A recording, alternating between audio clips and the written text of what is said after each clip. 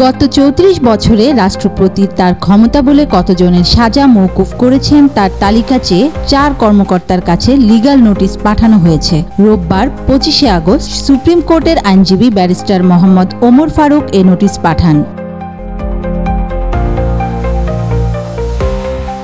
স্বরাষ্ট্র সচিব, আইন সচিব, মন্ত্রিপরিষদ সচিব ও রাষ্ট্রপতির কার্যালয়ের সচিবকে এ নোটিশ পাঠানো হয়েছে। নোটিশ প্রাপ্তির ১৫ দিনের মধ্যে তালিকা না পেলে উচ্চ আদালত রিট করা হবে বলেও নোটিশে উল্লেখ করা হয়েছে।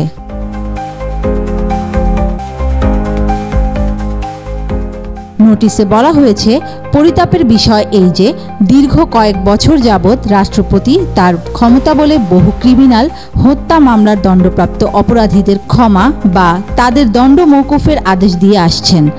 রাষ্ট্রপতির মার্জনায় বহু ফাঁসির আসামি ও যাবজ্জীবন দণ্ডপ্রাপ্ত আসামি জেল থেকে বেরিয়ে সমাজে আবার মাফিয়া ডন হিসেবে প্রতিষ্ঠিত হয়ে আতঙ্ক ছড়াচ্ছে। রাষ্ট্রপতি কিভাবে, কোন প্রক্রিয়ায়, কাদের সুপারিশ বা তদবিরে দাগী, ঘৃণিত, কুখ্যাত সাজাপ্রাপ্তদের ক্ষমা করে বা দণ্ড মওকুফ করে দায় মুক্তি হচ্ছেন তা একজন নাগরিক হিসাবে আমাদের জানার অধিকার আছে।